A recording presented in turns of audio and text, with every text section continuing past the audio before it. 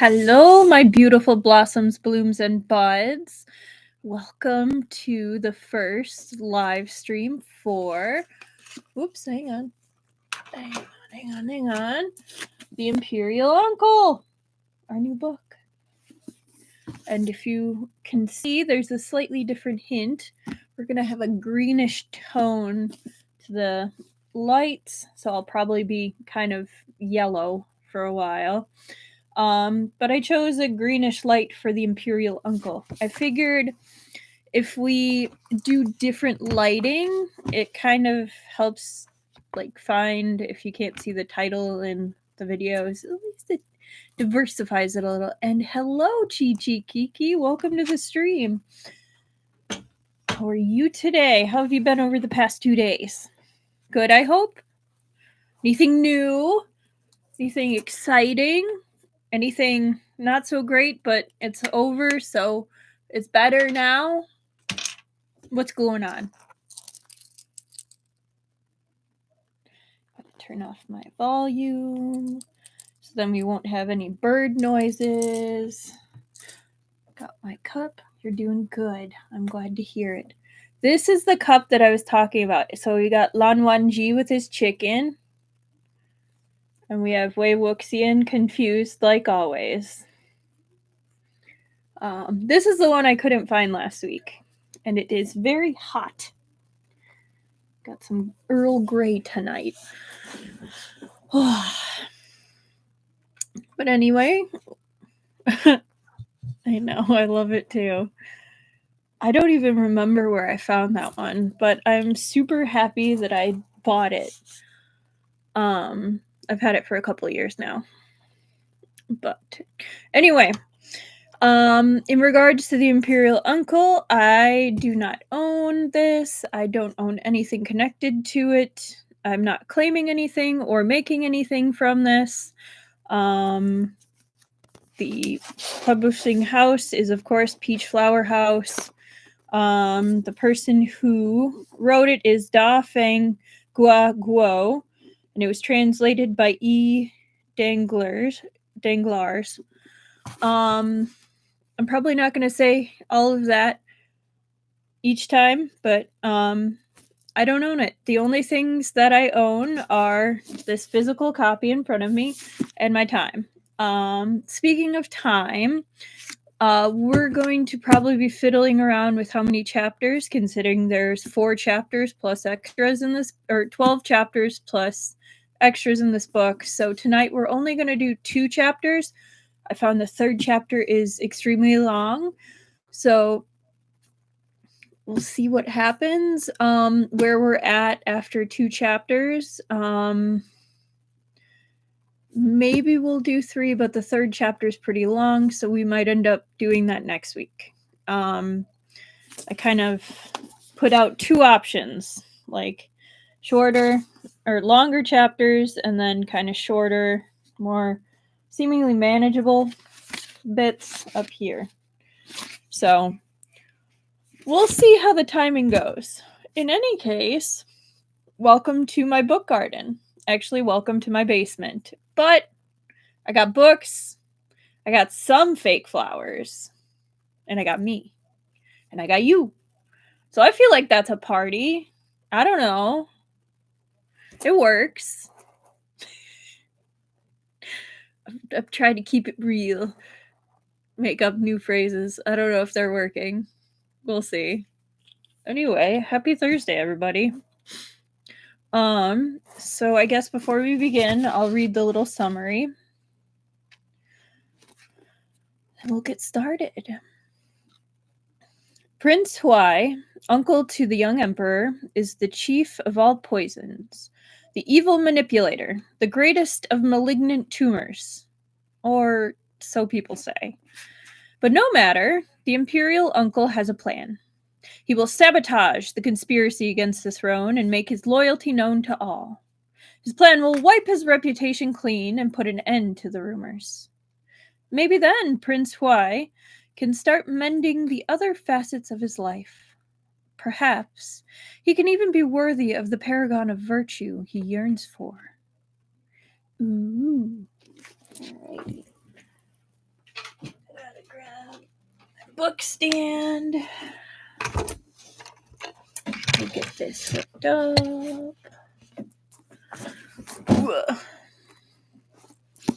I'm excited to see what the first 2 chapters have to offer. That is a thick book.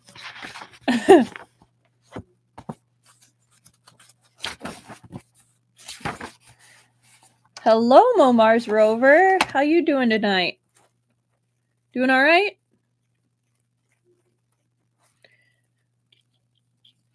Okay. We're just getting started. Yeah, looking forward to starting the new book. Me too.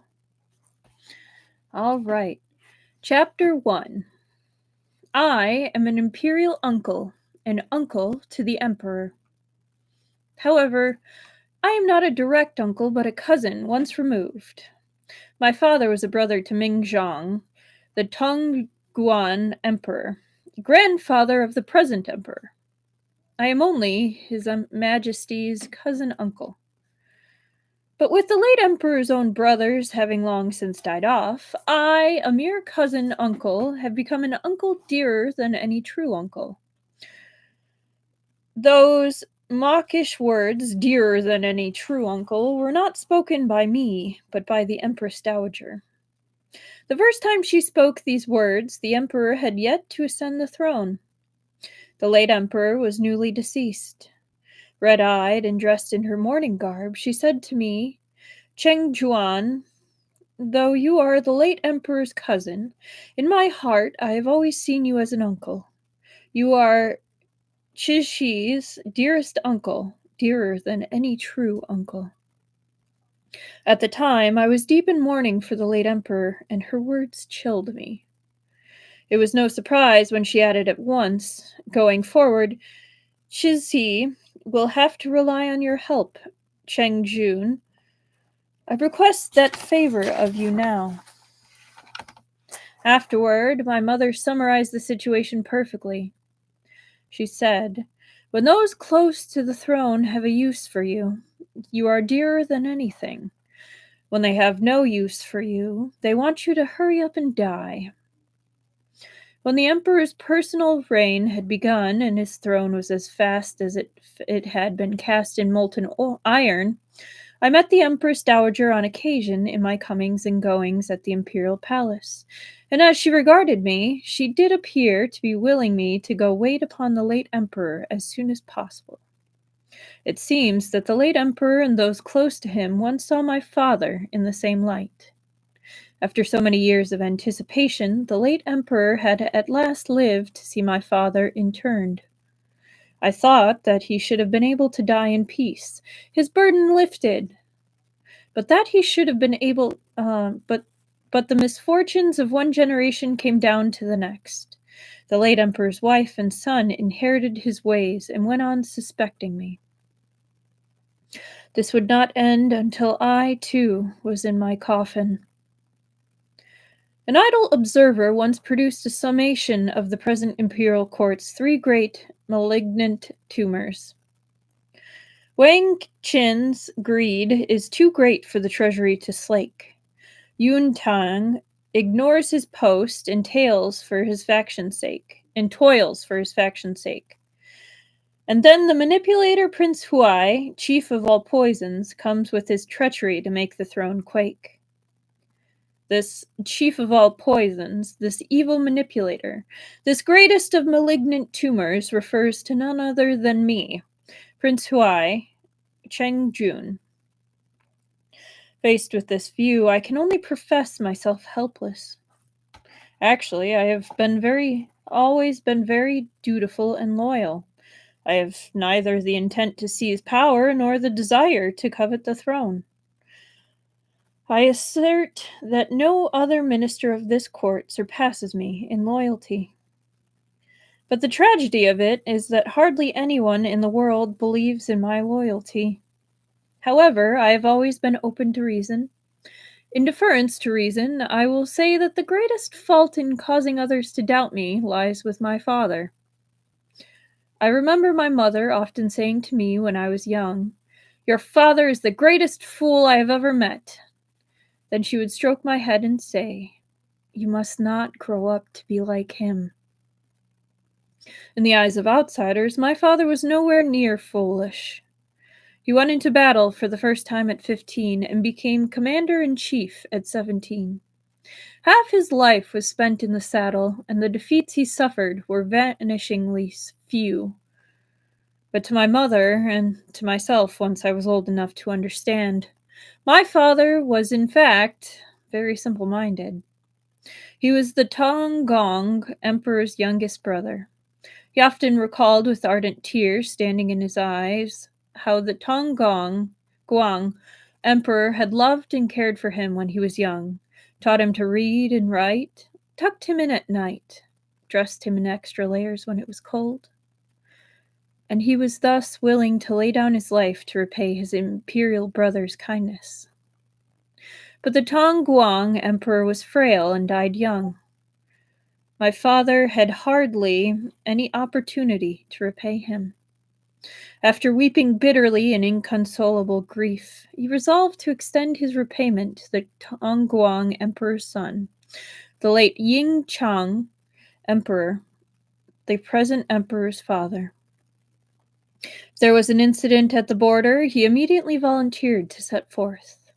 In political discussions at court, if he thought he could aid the government and the state in any way, he was sure to pour out his views, regularly becoming voluble and impassioned. His sincere advice often grated on the ear. He believed he was acting out of loyalty, but in the eyes of the emperor he was attempting to make himself look good at his majesty's expense. One calls this presumption. My mother once counseled him on this subject, but he wouldn't listen. He thought that she was being womanish. Really, buddy? When heaven and earth bore witness to the unfaltering loyalty in his heart, when the sun and moon reflected it, how could his nephew, the emperor, fail to sense it? My mother was powerless. She could only watch him carry his foolishness through to the end. After my father died, that hum was the perfect response to that. Thank you. Where's Rover? After my father died, his military authority was immediately ceded and evenly split among a number of important ministers. All I inherited was his title. I did not undertake a position in any court ministry. The present emperor had a number of other imperial cousin uncles apart from me, each holding the rank of prince, each with more power than Huai Manor. Regardless, for whatever reason, outsiders always think that Huai Manor must be in possession of some secret influence sufficient to overthrow the government. Just after the death of the late emperor, when the Empress Dowager spoke those mawkish words to me, I had no choice but to give her an empty promise.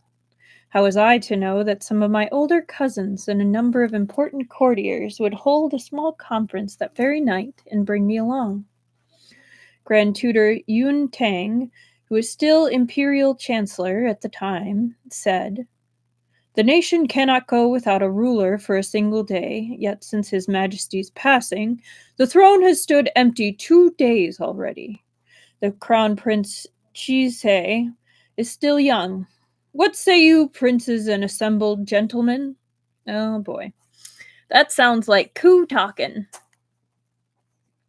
When my turn came, I spoke honestly. It is right and proper for the crown prince to succeed to the throne. In the meantime, I will say irreverently that I have known His Majesty Chise since he was born. He has always been clever and quick-witted, generous and benevolent. Though he is still young, when he grows up, he is certain to be a wise ruler. While telling the truth, I also took the opportunity to flatter the future emperor. I thought that ought to improve my life going forward.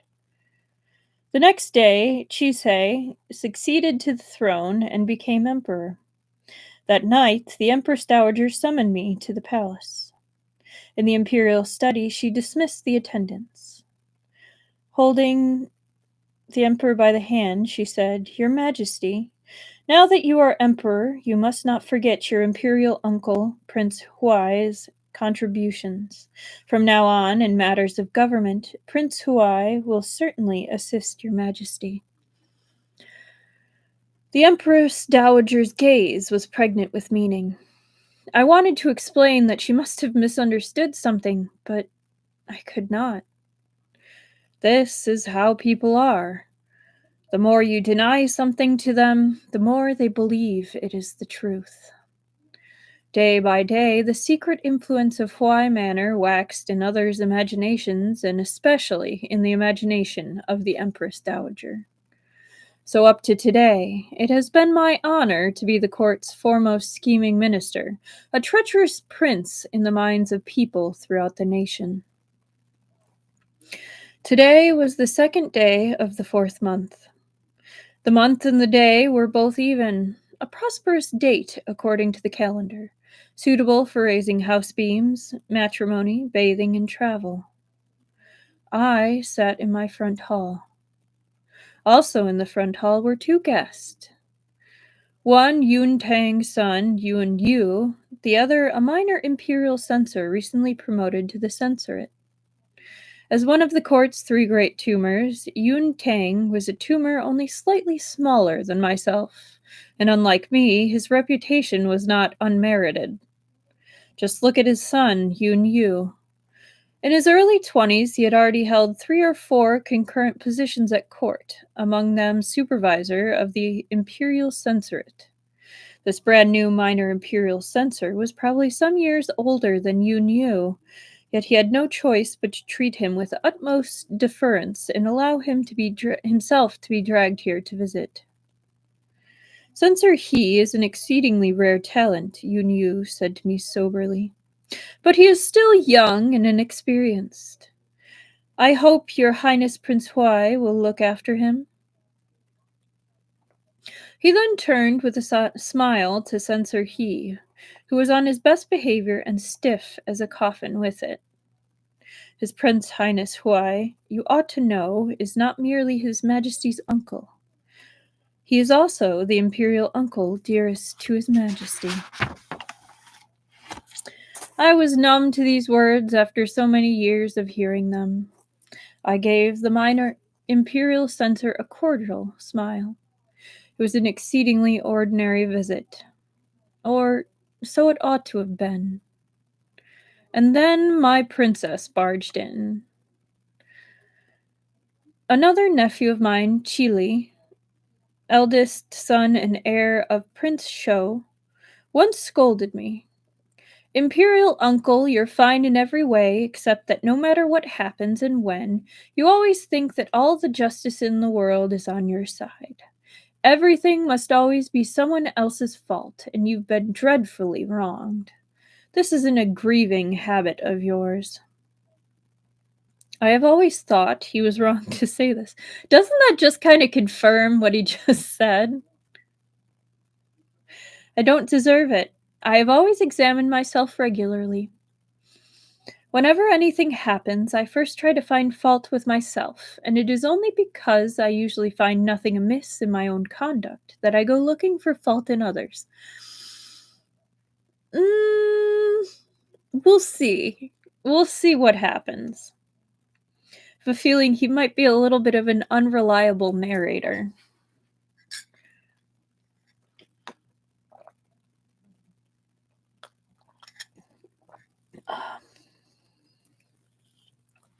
Just like this time, I looked at the princess as ever examining my conscience. Had I truly done something to make her take such drastic action? After a period of self-examination, I found that I had done nothing wrong. In the years since the princess had married into Huai Manor, I had honored her, provided for her.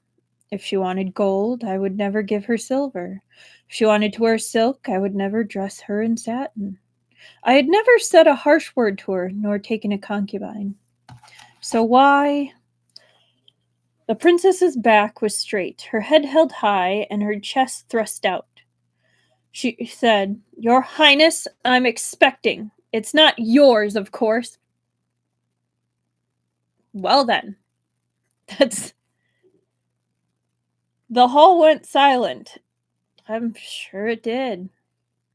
Sensor He's face was white with shock. Yun Yu snickered. The princess turned and pointed to a figure standing by the small door leading from the front hall to an inner room, bundled up like a zongji dumpling wrapped in bamboo leaves. I am not afraid to tell your highness that the child in my belly is mine and his. I wonder if it's actually his. Sensor He looked desolate. Trembling, he climbed stiffly to his feet and made to leave. Yun Yu tugged on his sleeve and forced him to sit down, while he himself went on watching with a smile. The princess looked at me as tears streamed down her face. This is what I have done today, she said fiercely. I wanted to say this out in the open. What is your highness going to do to me? She fixed on me a gaze like a knife. I wanted to tell you. It is you who drove me to this, your highness. It is you who drove me step by step to where I am today. I would rather die than continue to endure. Will fight to the death if I must in order to destroy your reputation. What did the dude do? It sounded like, all right. We'll see what's up. Her eyes were bright red, filled with a flesh-gnawing, bone-cutting hatred for me. Your highness, why will you not speak? Why do you not dare to reprimand me, not dare to have me expelled? Because you don't have the gall. Because you owe me. I heard a sip. It was Yun Yu drinking his tea. Holding the teacup, he continued to observe with relish. The tea is particularly satisfying today.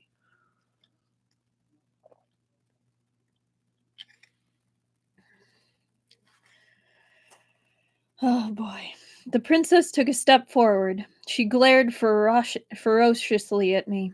Because you're afraid the whole world will know that Prince Hua Changjun is an impotent cut sleeve. Man, damn, lady, calling him out. History's most humiliating events were taking place at Huai Manor today. A teacup touched the table with a clatter. Yun Yu said, Princess, let me speak fairly as an outsider. As far as impotence is concerned, you are bringing a false charge. His Highness Prince Huai has quite a few times gone with us to visit the streets of ill repute. Though he does have some preference for men, I and others can attest, along with these boys and girls at the brothels, that His Highness Prince Huai is quite accomplished in matters of intimacy. I assure you that no one has anything to say against him. The princess laughed savagely, rocking back and forth, her breath coming short. She pointed at me. Do you know that you've ruined my life? I hate you. Alive or dead, I won't let you get away with it. Make no mistake, today I intend to create a scandal for outsiders to see. I want the whole world to know that Prince Huai is a cuckold. She pointed again at the zongzi next to the small door. Chuckling, she said, Well, your highness, aren't you surprised to see who my lover is? How does your highness plan to punish us? The zongzi slowly raised his head and looked at me with clear eyes. Pain pounded in my temples, making my head spin. I imagine it does. I wanted to say to the princess, You're wrong. I am not the prime culprit behind bringing this about this scene here and now. Yeah, it's her. The princess had been married to me for several years, and in fact, we had never had marital relations. But it wasn't because I didn't want to. It was because she was unwilling. The princess was the daughter of Li Yu, a minister famed for his loyalty. In a court polluted by 3 malignant tumors, Secretariat Director Li Yu was like a white pillar in the raging current of filth. The late emperor and the present empress dowager had relied heavily on him. In the end, he had overworked himself and died suddenly in his office at the age of 46. That's rough, buddy. While still in the first flush of youth, when I reached the age to marry, the Empress Dowager feared that I would marry Wang Qin or Yun Tang's daughter, combining two great tumors into one. So she personally arranged to betroth Li Yu's daughter to me, so that Li Yu could act as a check on me. I was quite pleased to marry her. Young Mistress Li was renowned throughout the capital. She was said to be strikingly beautiful and skilled at music, the game of Weiji, calligraphy, and painting. What young man wouldn't desire a beauty like this? I even had inquiries made and learned that her gracious name was Ruru, that her favorite colors were pale yellow and carmine, and that she enjoyed the poetry of Bai Juyi.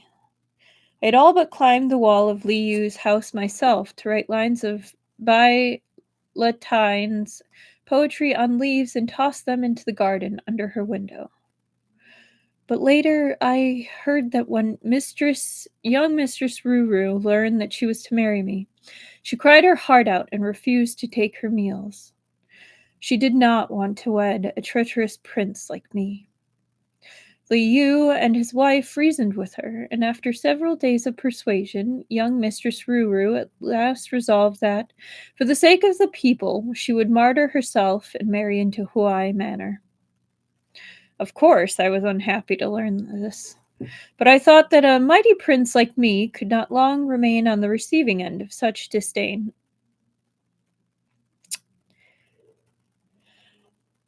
Once she was married to me, she would see how handsome and refined I was, and learn the truth of my loyalty and magnanimity. Perhaps then she would change her mind and be happy to spend her life with me. I mean, that's a sweet thought. I don't, judging by this, I don't think that happened. On our wedding night, I lifted her veil and indeed saw a face of peerless beauty. Her eyelids were lowered. In the candlelight, she looked immensely dignified and refined, but there was no hint of expression on her face. It was as indifferent as a bowl of cold water. I thought that she was shy. I took her hand and spoke to her. I said, "Starting now, you and I are husband and wife. You are Princess Huai, Jing Wei Yi's lady. You don't have to address me as your highness. You may call me by my given name, Wei Yi, or my courtesy name, Cheng Jun, or you can call me Yi Lang or Jun Lang if you like." I hoped that Jun Lang, so similar to a word for charming young man, would make her smile. But her face remained like a bowl of cold water, and the icy hand I held trembled slightly. I bent my head to kiss her lips. She closed her eyes as if submitting to her martyrdom. Tears slowly seeped from the corners of her eyes.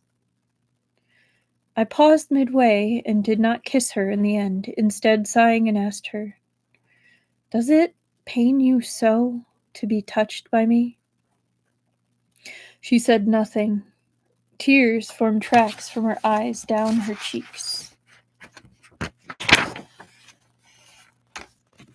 I felt very gloomy. I did not enjoy taking advantage of others, and I did not lack for bedfellows. Why force myself on a respectable woman? Yeah, I agree. Nice of him not to force her. Um, and yeah. So I said reasonably, "Since you do not want me to touch you, I won't. We can have marital relations when you think it's acceptable." Then I went to my study and spent my wedding night alone. From then on, I still went on treating her as my princess. She did not lack for anything that was rightfully hers. I gave her whatever she wanted. Occasionally, I asked her, "Princess, have you changed your mind?" For the first couple of years, she continued to show me that same face like cold water. In the third and fourth years, she deigned to turn her head away from me with a snort. In the fifth and sixth, she finally managed to glance at me, then bite her lip and look away. Just when I thought I was making progress and then maybe one day she would be willing, she pulled today's stunt on me. I really couldn't understand what the princess was about. Nor did I understand how she could now lay all the blame on me and say that I had deserted her. Not only had she accused me of being a cut sleeve, she had even said I was impotent. Could this really be my fault? Temporarily eschewing the cut sleeve question, I couldn't live like a monk just because she wouldn't have me. Then there really would have been something wrong with me. Would there? Would there? I mean, I know it's a different time, and I think in some Asian cultures, like they did a recent survey. I mean, not talking about old days. They did a recent survey, and even when people are dating, like the idea about cheating, like a lot of couples, both male and female, didn't think like hiring someone of the night was considered cheating. Only if it was with like someone you weren't paying for, which I think is different. Um, it's not part of my culture. I view cheating in a very different way, but it kind of like maybe that's a little bit where that's coming from, that mentality. I'm not sure. Like this is vague memory of that, and I could be completely wrong. Yeah. Yeah. I'm only saying cuz like it makes it I don't I'm trying to be understanding of culture. Even if I do not feel the same. All right. Just then the Zongji by the door spoke up. Your Highness, I have done no such thing with the princess. That's fair. I get it. Relationships are interesting to me too. Chichikiki. I'm right there with you. The Zongji's clear eyes were candid. It is through His Highness's favor that I have found shelter in this household. I would never do such a perverse and unnatural thing, even if I were to die the cruelest death. He closed his eyes. Your Highness may kill me or punish me, but I cannot permit Her Highness to slander my integrity like this, nor to disgrace His Highness's reputation. His voice was neither particularly loud nor especially passionate, but for some reason in the silent hall there was something uniquely compelling about it. The princess gave another savage laugh, cutting him off. Integrity? A person like you speaks of integrity? Laughable. Truly laughable. Why don't I tell everyone what His Highness brought you here for? Her words were filled with venomous rancor. At last I had no choice but to speak. Princess, I engaged He Zhang with an accountant out of appreciation for his out of appreciation for his talents. You ought to know that. Your Highness, why go on pretending? The princess said. Has there ever been anything pure between you and the young men you bring home? The seated Yun Yu laughed again. He Zhang flushed. At this point, I had no choice but to say angrily, Princess, how long will these irresponsible remarks continue? When have I ever brought home those I had impure relations with? Yun Yu gave a cough, then broke into hearty laughter. An array of color bloomed across Censor He's face. He seemed to have gone numb. Seeing that the situation was now completely out of hand, I sighed lengthily. Fine, princess. You make me stink and let everyone know everything there is to know. Let us end this here for now. I summoned the guards to lock the princess and He Zhang in separate retiring rooms for now. As she was dragged away, the princess went on struggling and shouting abuse. When she was gone, her voice still lingered among the rafters. Yun Yu twisted the lid of his teacup. What marvelous luck! I never thought that when I brought Censor He for a visit that I would get to see such a rare sight. Censor He was silent, shivering. There's no need to fear, Yun Yu said to him, smiling. You and I have witnessed a forbidden scene. Call it an eye-opener. Even if His Highness wanted to silence everyone present today, there are so many people. I'm in it with you, right? All this talk of silencing. Who could silence everyone? Before half the day was out, my reputation as an unsurpassed cuckold would probably be known to everyone in the capital. Yun Yu sipped his tea, then clicked his tongue. That little scholar He Zhang is quite dainty, from what I could see. Your Highness's tastes have been getting more and more vegetarian. That's an interesting way to say you like 'em dainty? Vegetarian?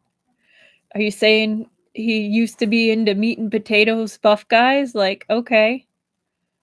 There was a bitter taste in my mouth. Suddenly, I was in no mood to explain. Who would believe me if I did? Where my reputation is concerned, no one has ever believed my explanations. Despite being a cut sleeve, I had only ever indulged at pleasure houses. I had never encroached upon men of respectable background. The scholar He Zhang had 2 months ago been a public letter writer who had fainted in the street from hunger. I took him in out of kindness and arranged work for him doing accounts. I merely thought it a convenient way to do a good deed and had been on the point of forgetting about him altogether.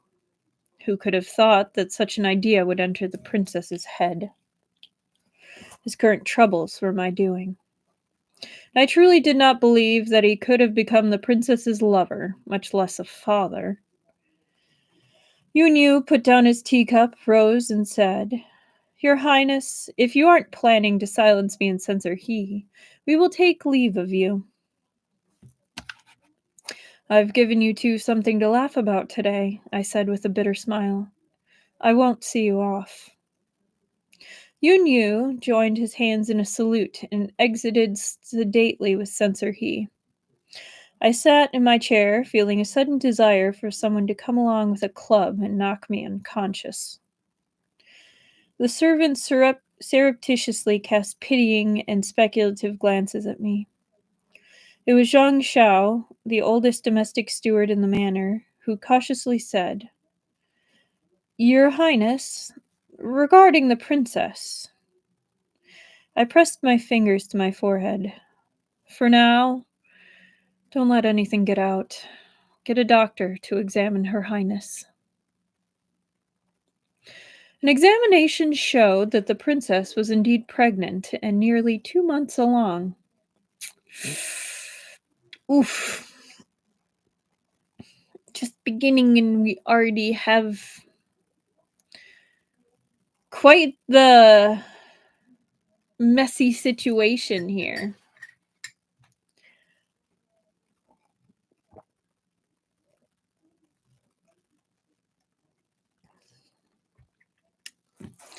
An examination showed that the princess was indeed pregnant and nearly 2 months along. Whoever's child it was, it certainly couldn't be mine. And 2 months just happened to be how long He Zhang had been at the manor. News traveled even faster than I anticipated. That afternoon, a palace eunuch delivered a verbal decree from the emperor summoning me to the palace. Oh, Peach Blossom Debt is also first person? Oh boy. I guess this author enjoys writing in first person. Because they're both the same author. The imperial gardens were dense with green shade and blooming with bright flowers. I stepped onto a zigzagging covered walkway above the Imperial Pond, which was home to colorful carp. These were accustomed to being fed, so when they caught a hint of anyone's approach, they clustered together in a complacent riot of red to pursue the figure above the pond. At the end of the walkway, past two shrubs and an unusually shaped stone, inside a palace hall whose doors stood half ajar, a bright yellow figure held a book and wielded a brush. A eunuch announced me. At this, I stepped inside and knelt respectfully before the desk. The bright yellow sleeves shifted. The wearer set down the brush and book in his hands. You're here, Imperial Uncle. Stand up. There's no need for so much ceremony. The Emperor rarely called me Imperial Uncle these days. Normally, he called me Prince Huai or used my courtesy name, Chengjun. Each time I was once again addressed as Imperial Uncle, my heart leapt into my throat, because it was certain nothing good would follow. Boy. Sure enough, once I had risen, I saw my nephew, the Emperor, with his brow faintly furrowed, concern in his august countenance. We hear you have had a family tragedy at home, Imperial Uncle. It does not amount to a tragedy, I responded, only a trifle unworthy of mention. Chizzy's brow relaxed. Half seated on his throne, he said, What punishment are you planning, Imperial Uncle? The princess between me and my princess had been arranged by the Empress Dowager and officiated by the Emperor. If I wanted to punish her, I rightly ought to notify the two of them. So I said, This is a private scandal. I do not wish for it to become public. First, I wish to conduct a thorough investigation at home, then consider what comes next. Chizzy picked up a memorial to the throne that lay in front of him and flipped through it.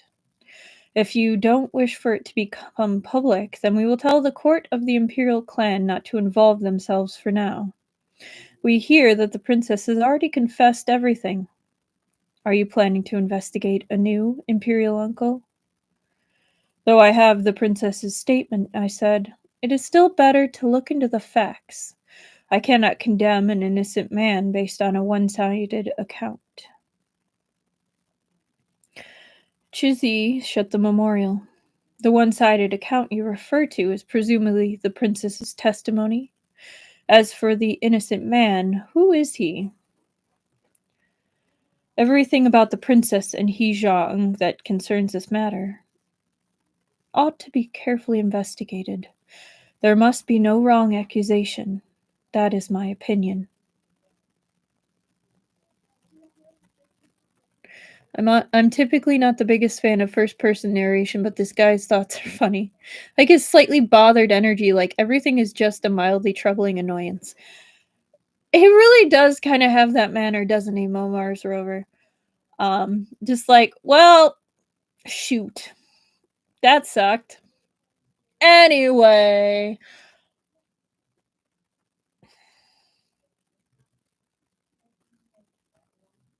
Gripping the memorial, Chizzy said, yeah, exactly.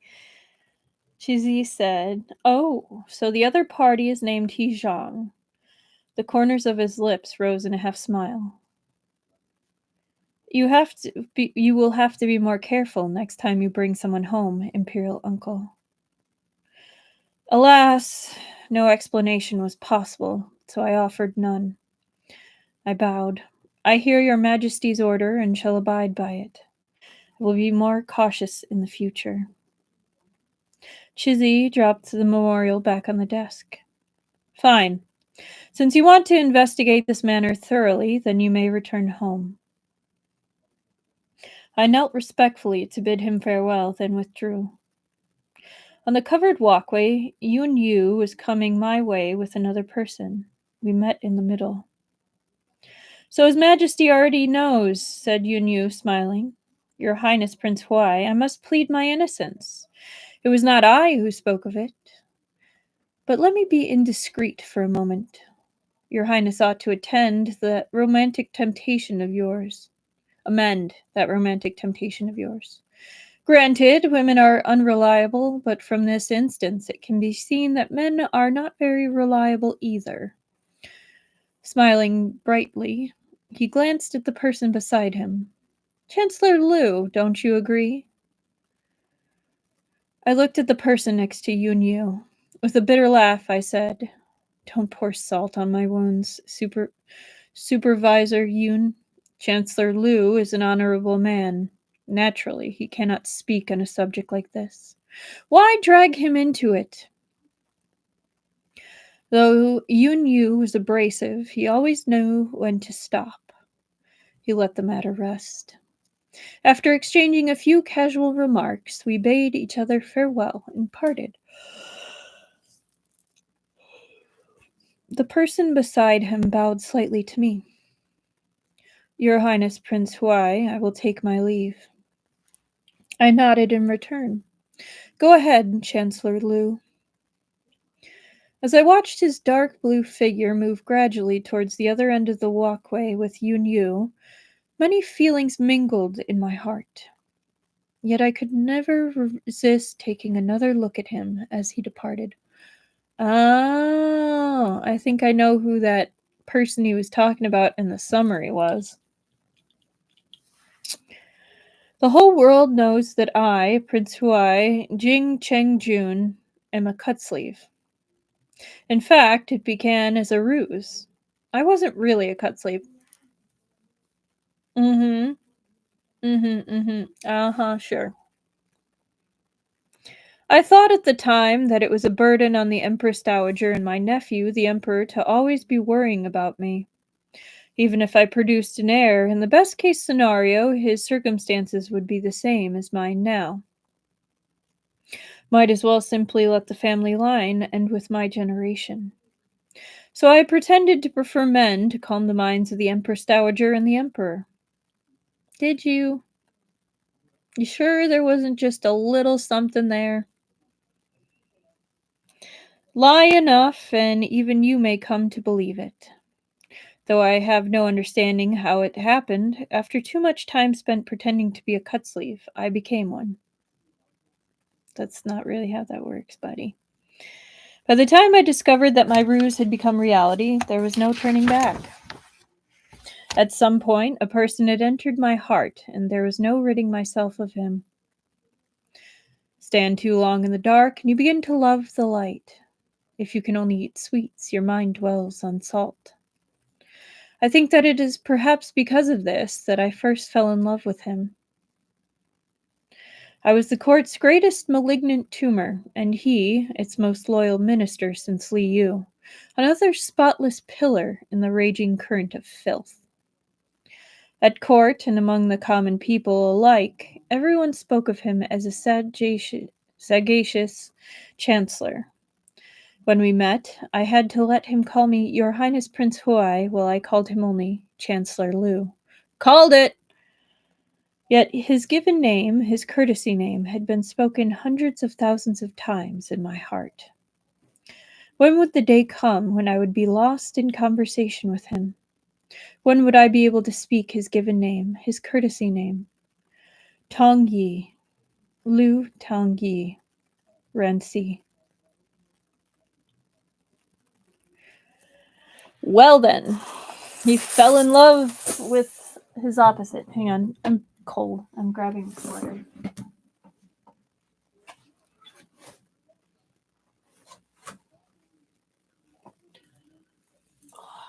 It's chilly down here. Probably going to be chilly even the height of summer, which it is not yet. It is still, for some reason, chilly. Okay, that's better.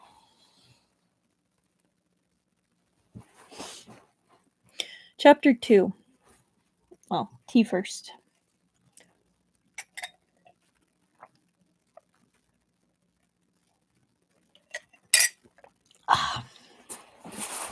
Okay. Chapter 2. In the dusky light of the setting sun, I left by the eastern gate of the Imperial Gardens. I hadn't gone 2 steps when I heard someone repeatedly calling, "Imperial Uncle! Imperial Uncle!"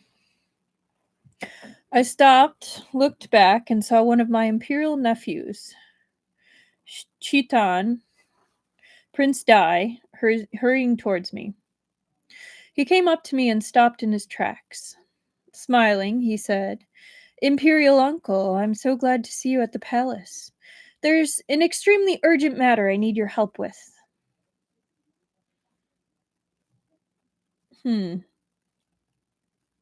Ordinarily, I would have given Chitan a hard time and made him call me Imperial Uncle some more before asking what he wanted. But I really was in no mood for that today, so I said bluntly, "What do you need money for now?" Oh, it's one of those relatives. Oh, buddy, I'm so sorry. Oh, man. Now I feel bad for him.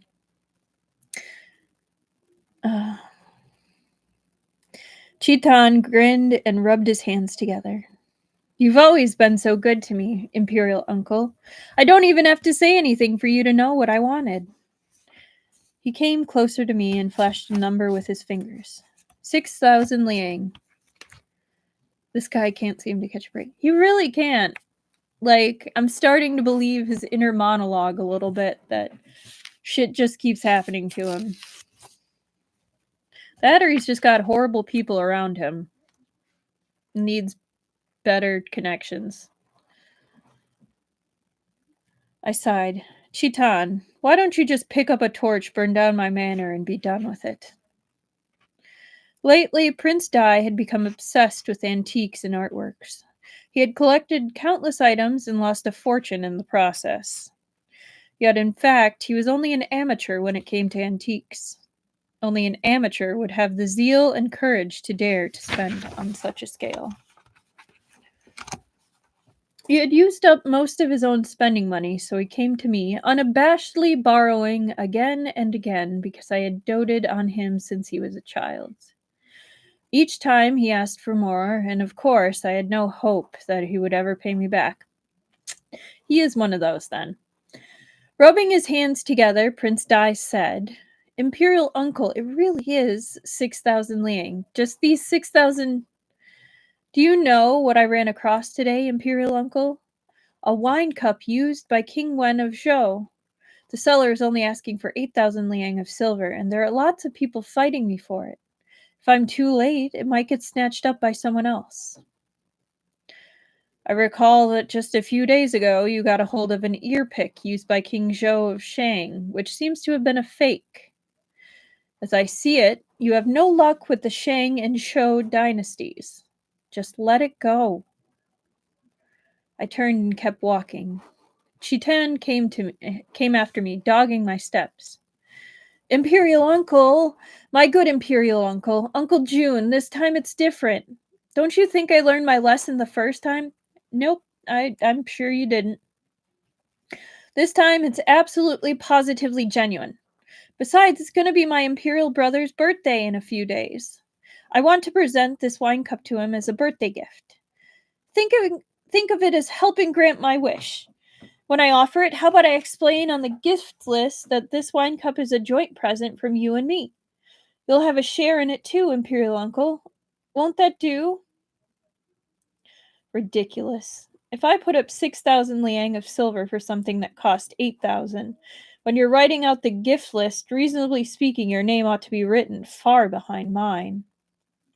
"If you can mend this bad habit of yours," I said earnestly to Chitan, "and cease picking up all these antiques and artworks, His Majesty will no doubt be immeasurably gratified. In fact, His Majesty would be happier than he would be to receive 10 great cauldrons once used by King Wen of Zhou to worship the heavens." But Chitan refused to say sense.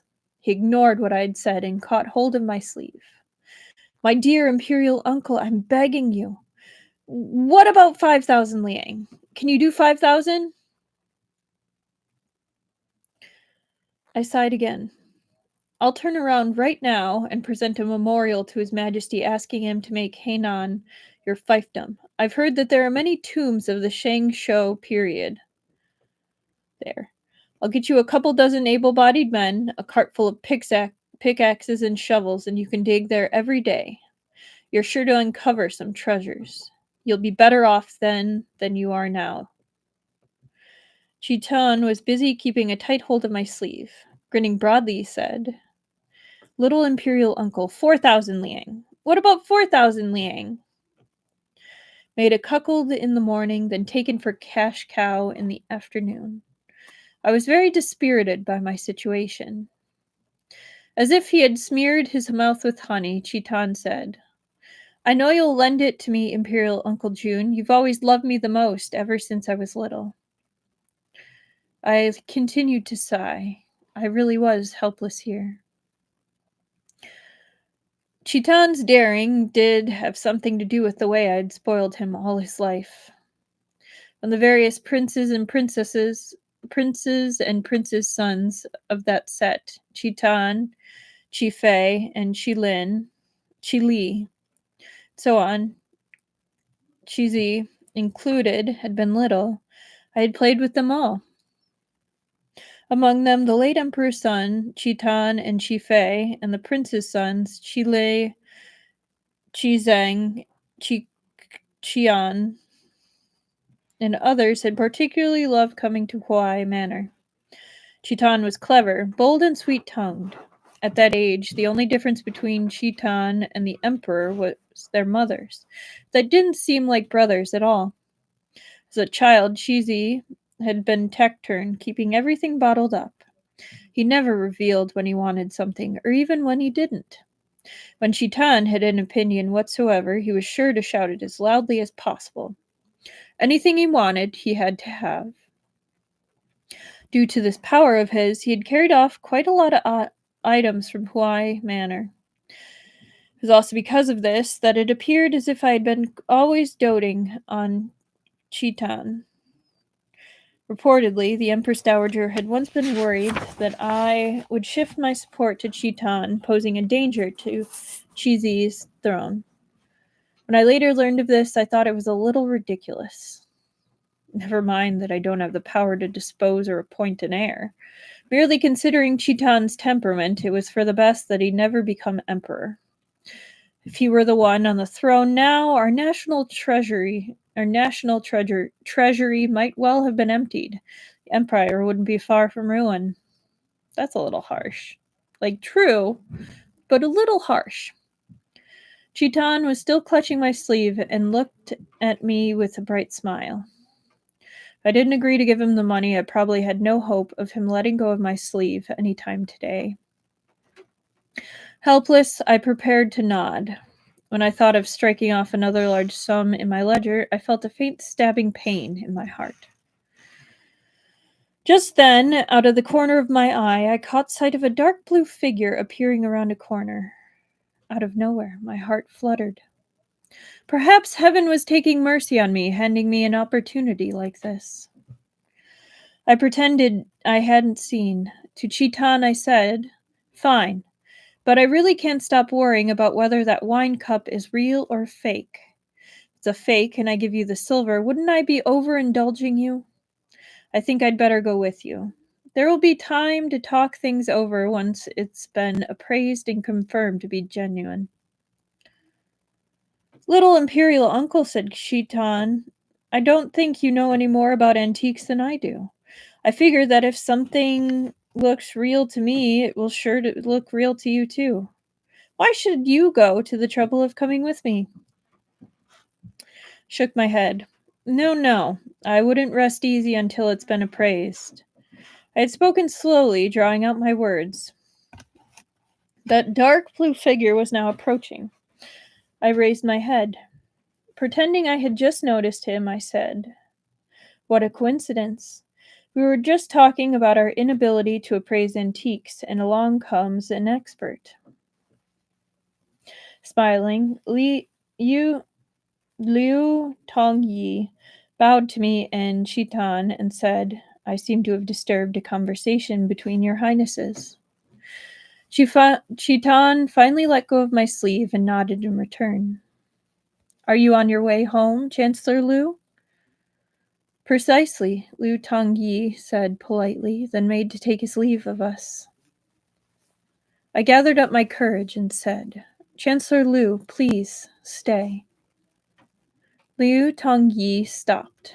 A shade of doubt appeared in his expression. Chitan looked at me in astonishment. I had very few dealings with Liu Tongyi at court.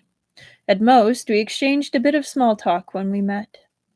Everyone knew that there was neither friendship nor enmity between us, but I was a treacherous prince, while he was a sagacious chancellor. One black and one white. To outsiders, it was a matter of course that we would be at odds. So when I asked Liu Tongyi to stay, not only was his expression doubtful, even my imperial nephew, Prince Dai, was astonished. Trying to act natural, I said, I would like to trouble Chancellor Liu for some assistance. Chitan stared at me in open shock. I smiled and said to him, Chancellor Liu is among the top talents at court. He is known to be a master of antiques appraisal. It seems that heavens have sent us an expert. Chitan appeared conflicted. Imperial Uncle, what are you? Chancellor Liu, my imperial nephew, Prince Dai, wants to spend a large sum to purchase a wine cup that he claims is used by King Wen of Shou. I worry that he may be chasing a fake. If you are currently at leisure, may we invite you to come with us to have a look? That way, we won't end up out some thousands of liang of silver to buy a fake antique and give others cause to laugh their heads off. I looked at Liu Tongyi. I couldn't count on my fingers how many opportunities I'd found during the years we'd been at court together to exchange a direct look with him like this. So in the spring breeze, my heart was quite full. Liu Tongyi was always cautious and self-disciplined. He wouldn't want to be tainted by my foulness. Most likely he would find some excuse to shirk the invitation and leave. In the light of sunset, his face was as simple and elegant as an ink-wash painting, and my heart seemed inclined to imitate his air.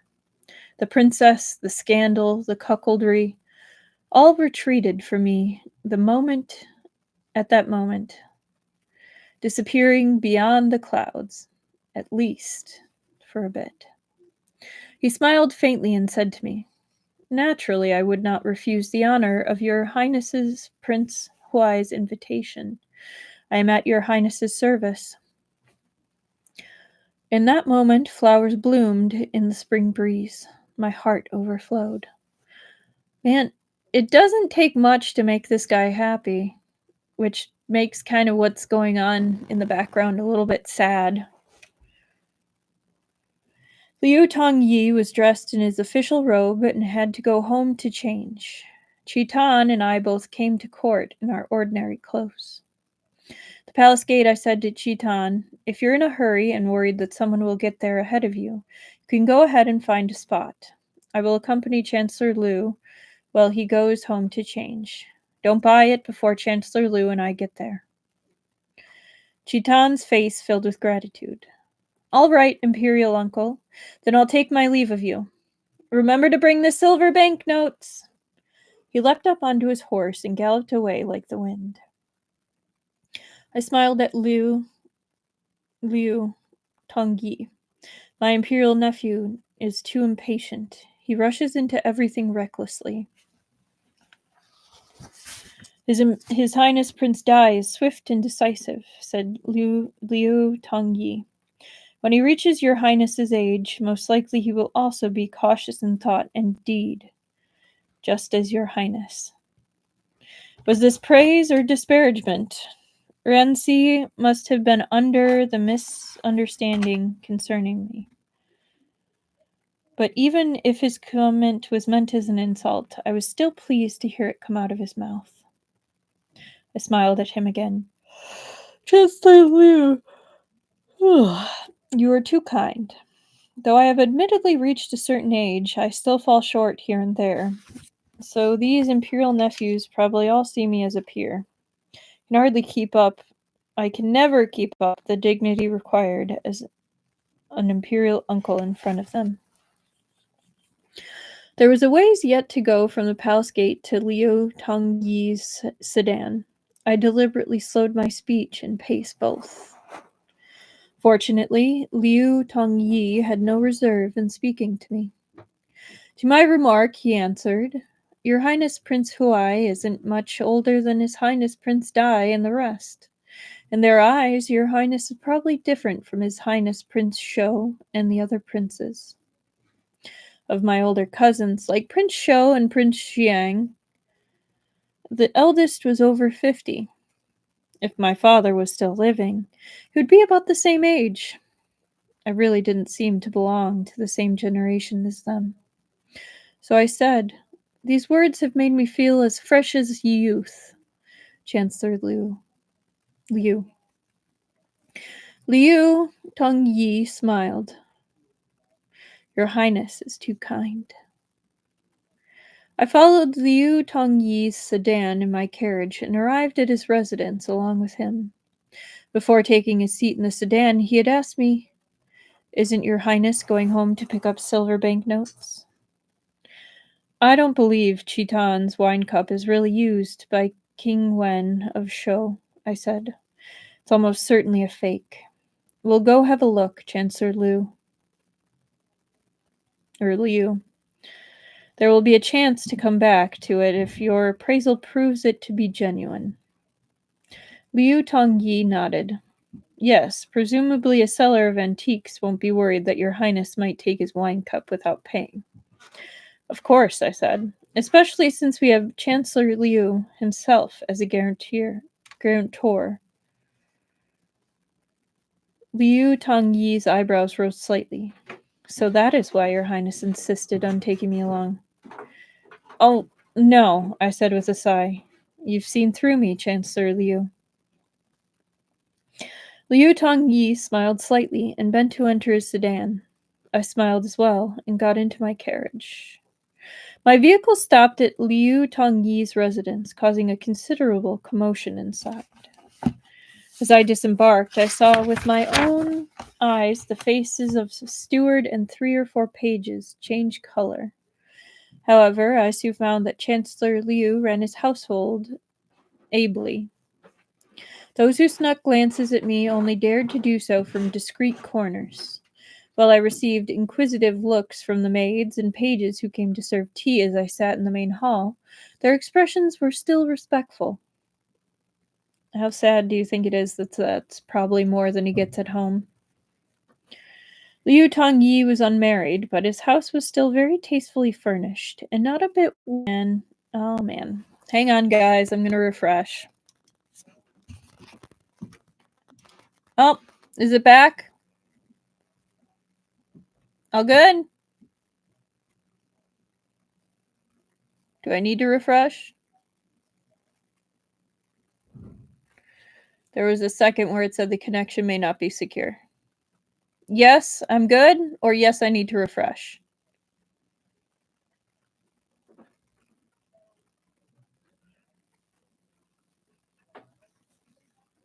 Okay. It's kind of windy today, so I wasn't sure. Okay. As my thoughts turned to wives, I remembered the princess, and my head began to ache faintly again.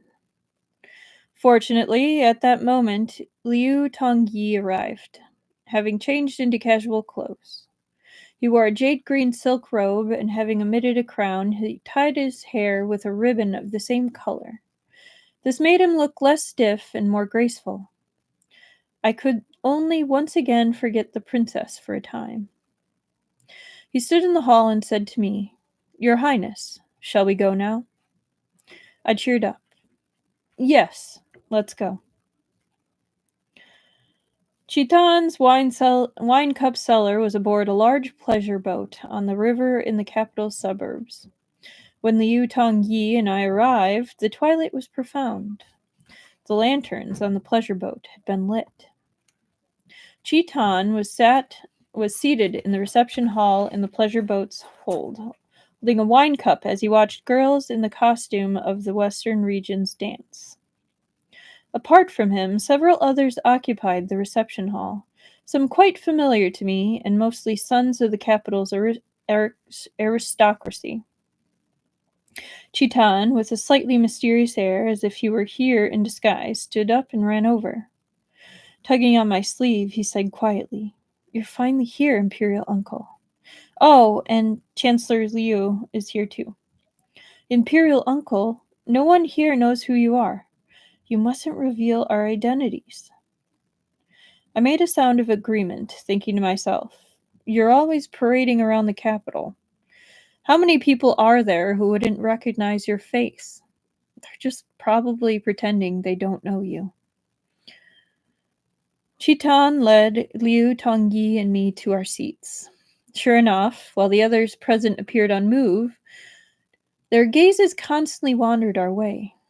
Prince Huai, Chancellor Liu, and Prince Dai, all three together on a pleasure boat. Beyond a doubt, the whole court would know of this marvel tomorrow. God, that would suck so much to be someone important that actually had gossip about them.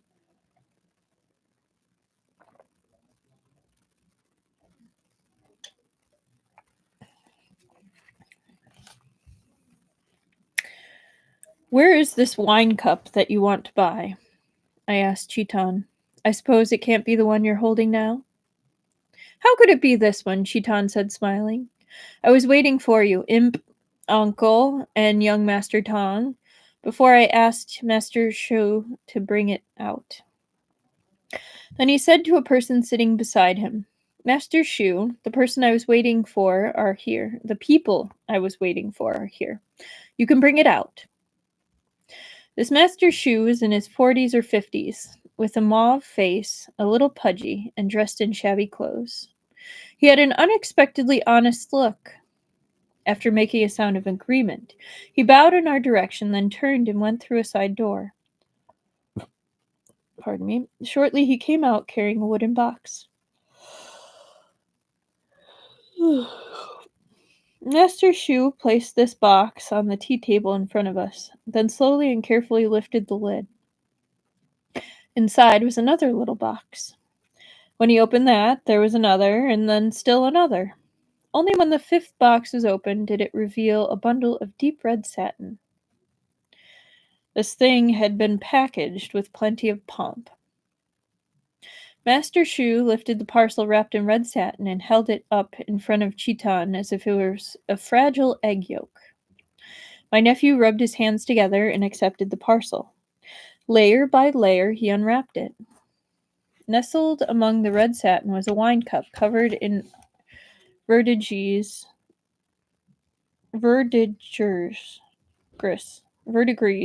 that testified to its age. Judging from the patination, this cup might have actually been used by King Wei of Shou.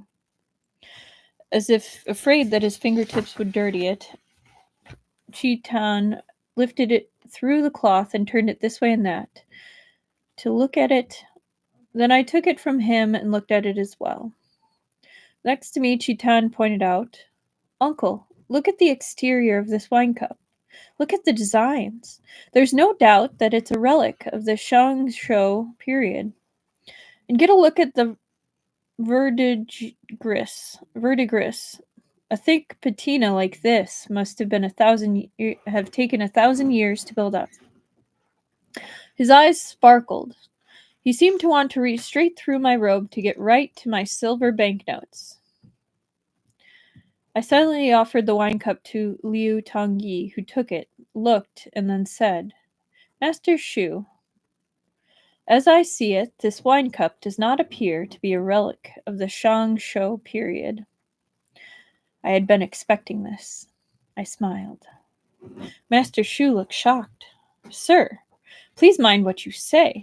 I have always been an honest businessman. How could I dare to deceive my valued customers with a fake? Chitan looked even more shocked. Chan, young Master Tong, look closely. It's clear at a glance that this is an antique with a long history behind it. If it doesn't come from the Shang Shou period, then what year does it come from? Liu Tongyi put the wine cup on the table and said lightly, "As I see it, it's from last year."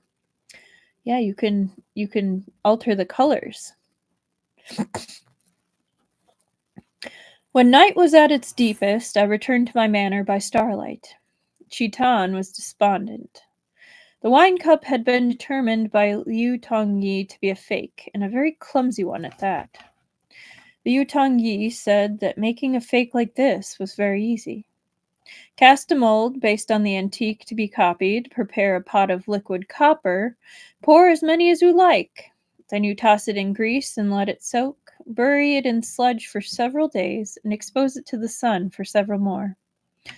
Repeat the sequence several times, and finally, after it's been buried in earth and soaked in water, in about 7 or 8 months it will be covered in verdigris and look ancient and weathered.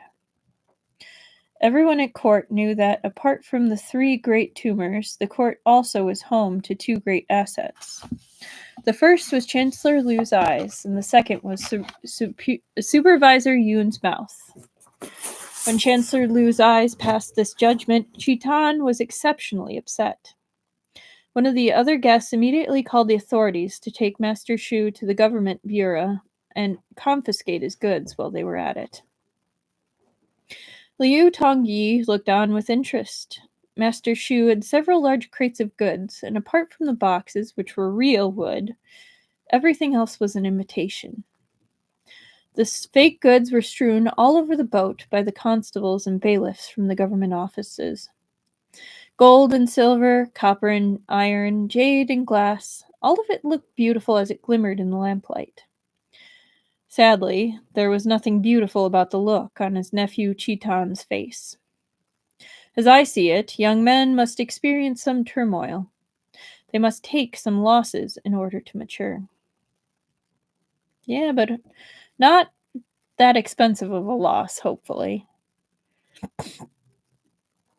Liu Tongyi stood apart, as if the scene had nothing to do with him. He casually picked up an item and toyed with it. I strolled over to have a look. It proved to be a mellow little piece of jade with cloud-like crimson swirls against a background of white. It was a lovely stone, sparkling and translucent. I gathered that this was material Master Shu had been keeping to make other fake. There was red in it already. If it was dyed, it could be turned into a bloodstone and carved with a counterfeit seal from the previous dynasty. Following his inspection, Liu Tongyi put it back. The bailiffs were sure to want to take all these fakes back to the government bureau to serve as evidence. Chitan had been deeply wounded by the wine cup. After leaving the pleasure boat, he said he had something else to do. Probably going drinking somewhere. In order to not draw too much attention when we arrived, Liu Tongyi and I shared a carriage from his residence, which now first took me back to my manor. In front of my gate, I got out and thanked Liu Tongyi. "I really have taken you out of your way today, Chancellor Liu." Liu Tongyi also got out and stood smiling next to the carriage. "Your Highness is too kind." The night breeze, the creases in his jade robe stirred like the rippling waters of a lake. I took something from my sleeve and presented it to him. "I hope you will accept this small token, Chancellor Liu." Liu Tongyi was a little surprised when he saw it. "What I'm doing is called offering stolen flowers to the Buddha," I said.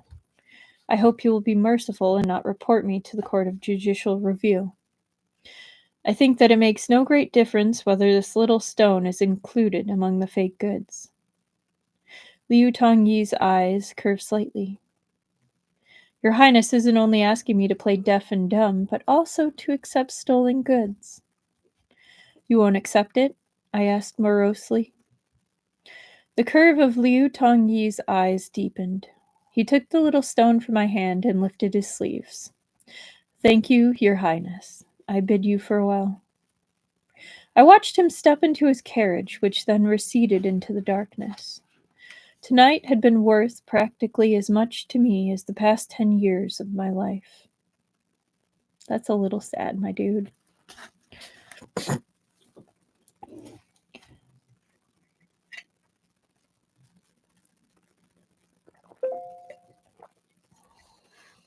It seemed that Liu Tongyi's usual rigid and fastidious manner wasn't entirely his true self. I had not misjudged him.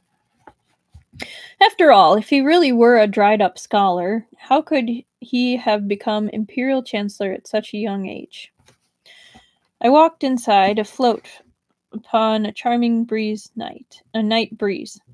Once through the gate, I immediately sensed something amiss. A person standing by the side gate stomped his feet and said, "Oh, Your Highness Prince Huai, you're back at last." When I saw him, I froze. Surely not. This late at night, how could it be?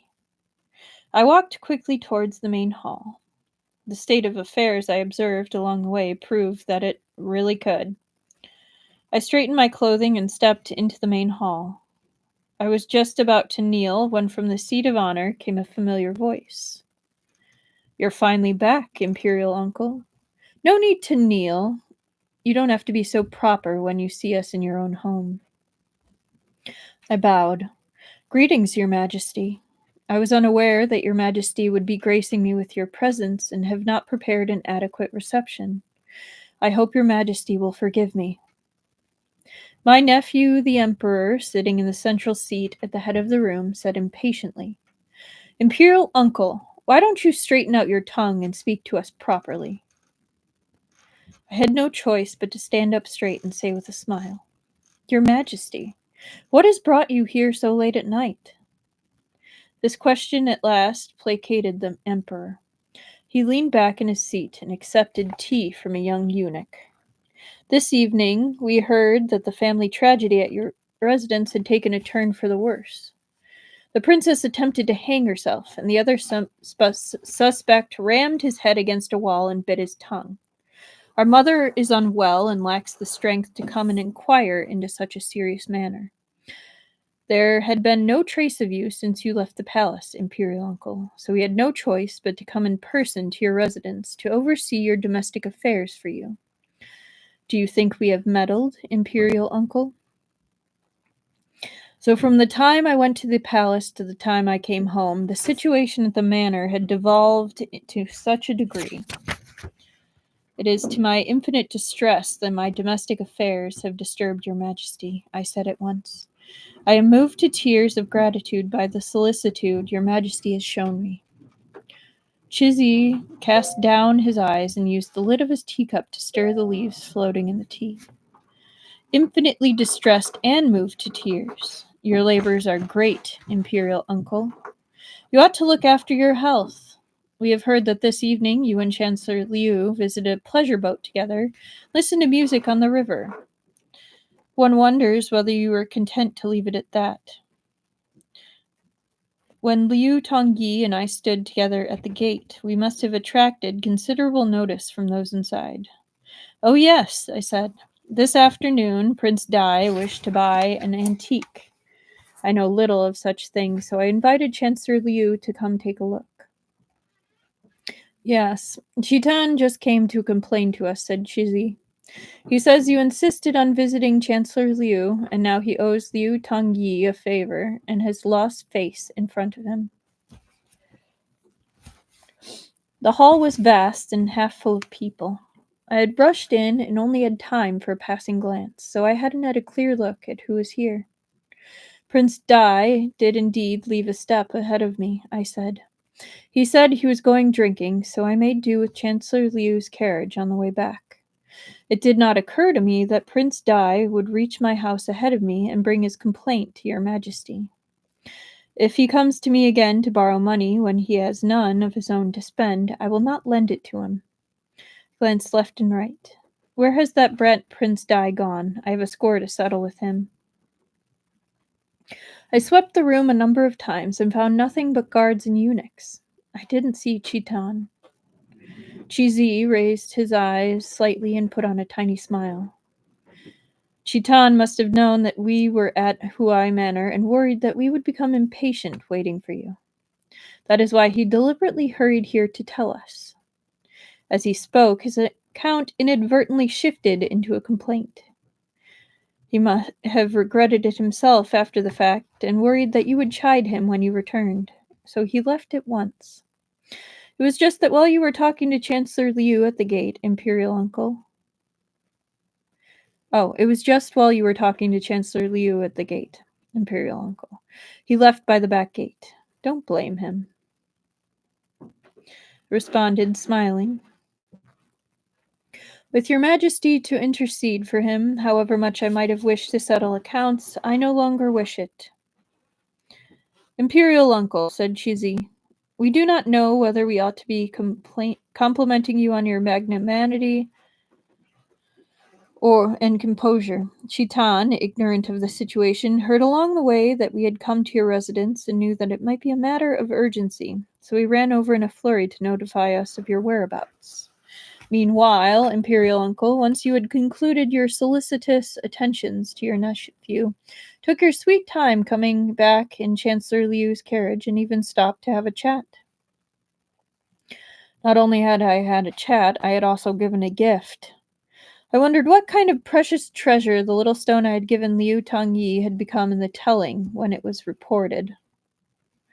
This evening I had gone a little overboard, hugging myself in delight over getting a little closer to Ranxi, and it happened to coincide with Chizi's presence at the manor.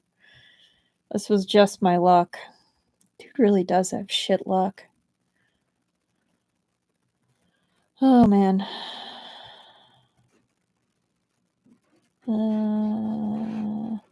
My intentions might be ill, but everything I had done was open and above board. I had no need to hide.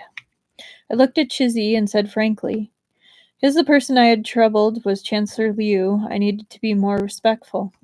Chancellor Liu and I are hardly friends. I wanted to say a little more and get to know him better." Chizi looked into my eyes again and put his teacup back onto the tray, held up by the young eunuch. I quickly followed up. "I had no idea that your majesty was here, or else I would have come faster than a messenger bearing a military dispatch." Chizi raised a hand and waved. "Enough. If you say anything else, the subject will run 8,000 li away from us. Imperial Uncle, an imperial physician has examined the princess. She was not seriously injured and has already regained consciousness. We asked her a few questions and she had some things to say." From Chizi's expression, I could tell that the princess's words and deeds had not fallen short of this morning's efforts. "Imperial Uncle," said Chizi, "what are you planning to do? This is our first time looking into this kind of domestic affair. It will be up to you in the end." I mean, wasn't it always?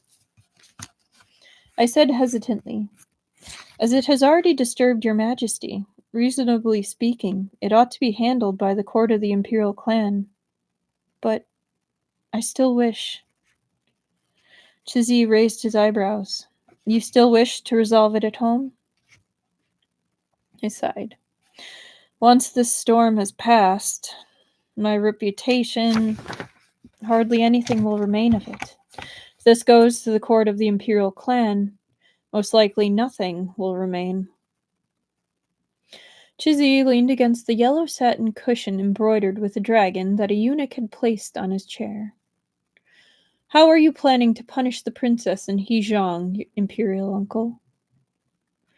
"The princess is indeed pregnant," I said, "but apart from her own account, there is no evidence that clearly demonstrates a connection to the accountant Heizhong. I think I ought to investigate. Furthermore, while I believe that the mother has done wrong, the child is innocent." "Fine. That is just," said Chiji. "It is impossible to determine now who the child in the princess's womb belongs to. Why not settle the princess in a quiet place and make a decision after she has had the child, and it can be determined whether it is of your blood, Imperial Uncle? My forehead throbbed, and a heaviness settled into my spine. I had no choice but to say, "There is no need to investigate this matter. I am certain that the child in the princess's womb is indeed not mine." The already quiet hall seemed to grow even more hushed when I said this. Chiji's expression was a little hard to fathom. Shortly he said, "You are already certain then, Imperial Uncle. Out of deference to your many years of marriage, if you plead for mercy on the princess's behalf, we will forgive her. But what we do not understand is He Zhang. He is only a scholar taken into your residence. Why would the princess say it was him if this was not the truth? And why are you so determined to keep investigating rather than believe the princess?" He looked me up and down again. "Why not imprison He Zhang in the court of the Imperial clan's prison?" I sighed again. "It is my belief that there is much to suspect in the princess's account. I do not wish to tie this matter up carelessly. If her lover is indeed someone else, I cannot bear the thought that he will go wholly unpunished." The corners of Chizi's lips twitched. "You cannot bear it." "You make a good point, Imperial Uncle," the two beams of his sharp gaze all but cutting through my face. Shortly after, Chizi rose without warning. "Imperial Uncle, come with us to your rear retiring room. The rest of you need not follow. We wish to say a few words in private to Prince Huai." This rear retiring room was a small room behind the main hall and separated by a side chamber. It was a place to withdraw to and rest on occasion when one grew weary while waiting to receive guests. I liked to go there myself. Once over the threshold, Chizi looked around and said, "The furnishings in this room have never changed." I stood in the place of lower precedence and smiled obese, obese, I know how to say this, I swear, obsequiously. I don't think I said that right, but we're going to move on. This is on account of my laziness. Kiji turned his head and gave me a glance. "It's just you and me here. There's no need for so much ceremony. Close the door." I immediately obeyed. Cheesy put his hands behind his back and regarded me. "That He Zhang, we saw him as well. He appears gentle and delicate. It's no wonder you feel tenderness towards him, Imperial Uncle." All the hairs on the back of my neck stood on end. "Your Majesty," I said quickly, "He Zhang truly isn't—" "Enough. There's no need for concealment," said Cheesy. "How could we be unaware of your predilection?" I earnestly defended myself. "Although I do have a certain fondness, I have nonetheless always been cautious. I would never bring anyone home. I truly did happen to find him downtrodden and pitiful, yet with talent and lofty aspirations. So I gave him a position in my residence so he could keep body and soul together out of a desire to do a good deed. I am not protecting him. It is only that I have reason to suspect the princess has also misunderstood his position, and that is why." Chi Shi frowned slightly. "In Huai manner, if the princess were truly displeased by his presence, she could punish him however she wanted. Why would she need to get knocked up to frame him?" Once again I sighed helplessly. "My guess is that the princess wanted not only to punish him, but to punish me as well, Your Majesty. The thoughts and action of women are not always subject to common sense." "Dude, you pushing it. I was kind of rooting for you for a while, but you gotta cut this shit out about women. I get that you're gay, but like, dude, cut it out." Chiji's eyes narrowed and he laughed. "Yes, and you are always most sensible, Imperial Uncle. Chi Li was right. As soon as you open your mouth, all justice is on your side. Oh, goodness. I bowed my head and said, I would not dare to presume. I have only ever told the truth. Chi took 2 steps, then retraced them, and stopped in front of me.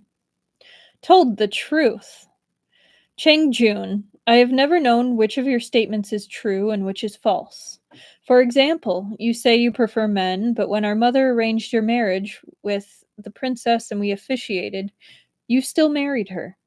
You have always been romantic, and we have heard that you have a man here, another man there.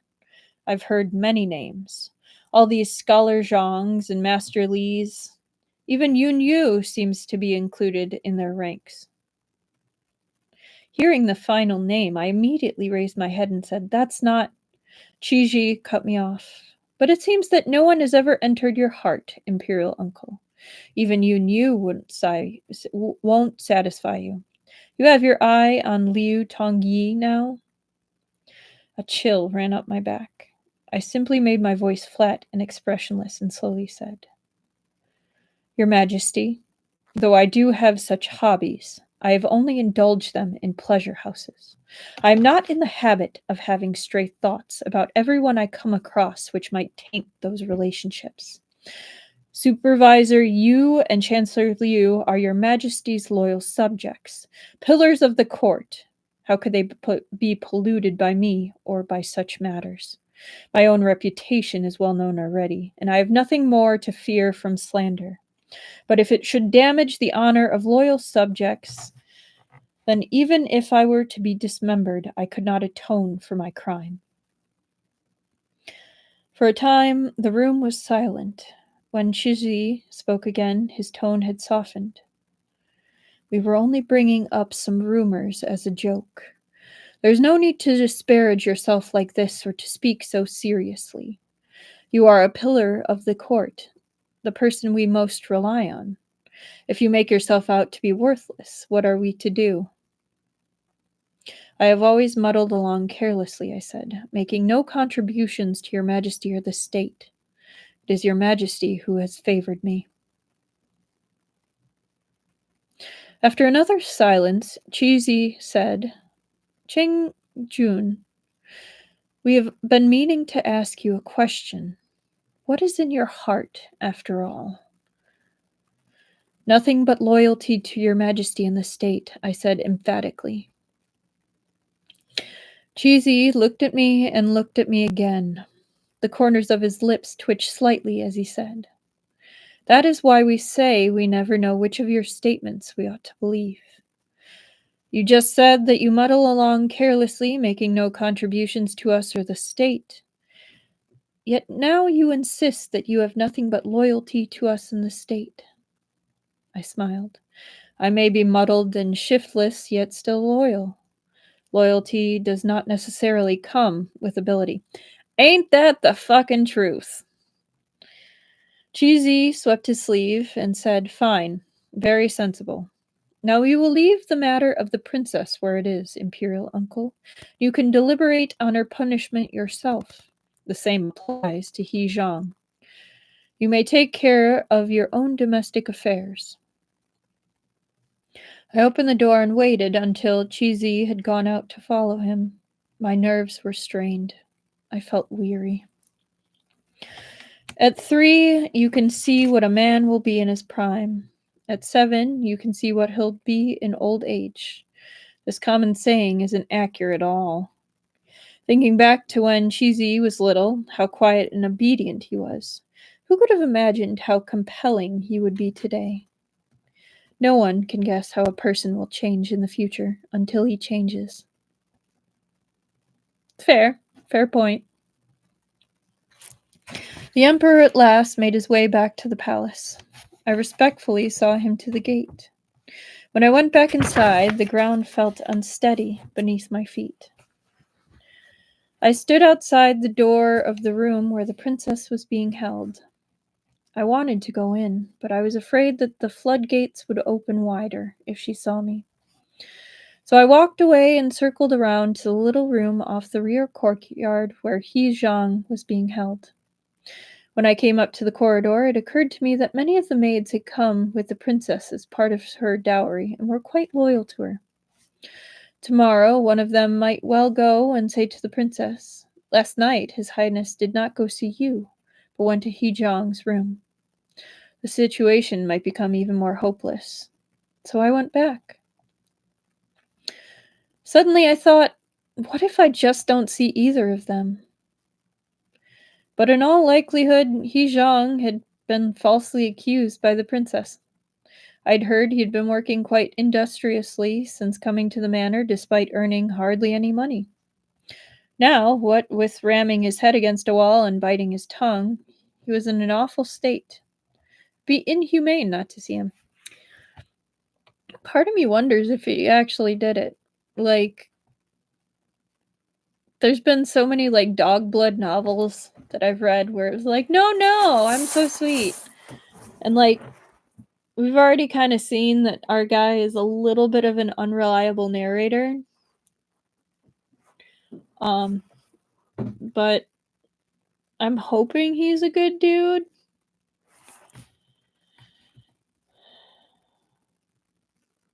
If I was going to see He Zhang, I first had to see the princess. I went to the princess's door. This time I thought about what would happen if a maid went to see the princess tomorrow and said, "After seeing you yesterday, His Highness immediately went to see He Zhang." This decision also seemed somewhat dangerous. I wavered indecisively by the princess's door.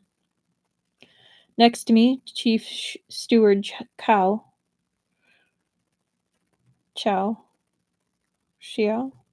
said, "Your Highness has been thinking of the princess, I can tell. To think matters between your Highness and the princess have reached such a stage." He wiped his eyes with his sleeve. "Yes," I said. "It's said that marriages are the outcome of fortune accumulated in a previous lifetime, but it seems that in our last lifetimes, the princess and I gathered little." I raised a hand and said to Chief Steward Xiao, "Open the door." I stepped into the room. The princess was lying on the bed with her face turned to the wall. 4 maids were in attendance by the bed to keep her from attempting suicide again. The maids bowed to me, then discreetly withdrew. Chief Steward Xiao also very considerately closed the door behind me. When I looked at the princess, I only wanted to sigh. I didn't know what I could say, but I couldn't say nothing. I deliberated for an age, then said, "I suppose you vented your anger today?" The princess scoffed and sat up in bed. "Your Highness won't ask whose child it is?" I was silent, so the princess continued with a sneer. "Your Highness is always putting on all kinds of airs, but now that it comes down to it, it turns out that you're a spineless cuckold. I won't tell you who the child's father is, even on pain of death." Saying this amounts to telling me that your accusation against He Zhang is false, I said. The princess looked alarmed. Then, holding her head high, she said, "There's only you and me here. We aren't in the courtroom of the court of the Imperial clan. I could tell you that I'm going to drag down He Zhang, even if it means my life, and what difference would it make?" "I only want to know for my own satisfaction," I said. "And you say you haven't had impure relations with He Zhang. See how anxious you are." "If you insist on thinking so, there's nothing I can do about it," he said. "But why did you have to do this to yourself?" The princess turned her face away without answering. I turned around. "His Majesty has graciously allowed me to educate this matter myself. I had a part in driving you to these extremes, so I will think of a good outcome for you." When I opened the door, I heard the princess say behind me, "Your Highness, I actually hated you since before I married you, and I still do. I did this because I refused to resign myself to this fate. What have I done to deserve this?" Before I left, I said, "So you made your fate even worse?" With the princess in this state, there really was nothing I could say to her. So I stepped out of the room. I mean, dude has a point. Like, okay, you hate me, and because of this, like, you had an affair and you tried to kill yourself. I mean, he seemed to at least like treat you well even if there was no relationship there. Like, it sucks, but like also like he doesn't see he didn't force you. That's a point to him. Like, it shouldn't be a point to him, but considering the age and everything, like shit would go down. People believed many different things and had a mistaken belief about what was owed, especially in a relationship of that nature. And he did not cross that line with her and respected her and like gave her needs and goods. And I know, like, it doesn't make it great, but like he made the best of a bad situation, and it kind of seems like she's like shitting on that and making it much, much worse than it needed to be. Upon leaving, I did go to the cramped room containing Heejong. He was also lying in bed with a few servants in the room to keep an eye on him. Seeing me enter, they bowed and withdrew. Chief Steward Chow once again closed the door behind me. I didn't know whether Heejong was conscious or not. I walked up to his bed. I know that this has nothing to do with you and the princess has wrongly accused you. You have been subject to an injustice. I'm very sorry. Heejong's head was wrapped in round upon round of white bandages. He shifted, and 2 tears flowed slowly from the corners of his eyes. I continued. Though I have no proof now, tomorrow I will be sure to give you justice. When I left the little room, Chief Steward Chow said, Your Highness, how can the matter of the princess be investigated? Lock each of the princess's personal maids who came to the manor with her in a separate retiring room. Tell them if they reveal the identity of the princess's lover, I will only kill that man and not the princess. If they do not reveal him, tomorrow I will send the princess on her way. Steward Chow went to carry out my orders at once, not omitting to add before he left, Your Highness is wise. Out my orders at once, not omitting to add before he left, Your Highness is wise. The next day, the truth emerged. The princess's lover was one of the manor's guards. He had once been a guard in Li Yu's residence. After I was married, Li Yu recommended him to me. I assumed that this man was a spy that the Empress Dowager wished to install in my home, so I accepted him and had him serve as an interior guard. When I went to have this man arrested, he had already run off. After learning of her pregnancy, the princesses begged him to take her far away from the manor, but instead, he'd acquired a sachet of drugs and told her to abort the pregnancy. In other words, the princess had in fact been provoked by him, but she didn't want to lay the blame on her lover, so she decided to blame her own fate. Fate had decreed that she and her beloved to be born of different stations and deprived of a happy ending. Thus her hatred settled on me, the one who had subjected her to this fate by marrying her against her will. This reality saddened me. I had previously supposed the princess might have changed her mind and fallen in love with me. A man like me ought to have had no trouble winning the heart of a young woman, so I assumed it was only because she was a well-bred lady that she felt uncomfortable broaching the subject. A little full of yourself right there, huh? I had never taken the time to notice, so in the end, her love had turned to hate. From her teeth-gnashing loathing of me yesterday and her insistence on saddling Heejong with the blame, it was evident that she was jealous. Without profound love, what could such a acrimonious hatred come from? I think it means like a built-up hatred, maybe? Or criminal, maybe? Who could have guessed the truth? Apart from my even greater wonder at the prince's conduct, I couldn't help but feel downcast. But why did she have to get He Zhang involved? After hearing the news that the guard had run off, the princess went mad again. It was a different madness from yesterday's. She laughed, she cried, she screamed. Pointing at me, she said, "It's all your fault. Planned to break it off with him after I came here. I thought of submitting to you, but you turned out to be a cut sleeve. Why would you marry me if you're a cut sleeve? I hate you. I'll make you wish you were dead. I'll ruin the lives of everyone you care for." So it still circled around to being all my fault. At this point, I had no further interest in arguing with the princess, so I agreed with her. Fine. It's all my fault. You committed adultery with the guard, slandered a bystander, conceived an illegitimate child, and on top of that, destroyed my reputation and that of my family line. Though my reputation hardly needed destroying. What punishment do you expect from me? The princess bit her lip and burst into tears. I sighed. Well, I will find you a convent. There you can abstain from meat and chant the name of the Buddha.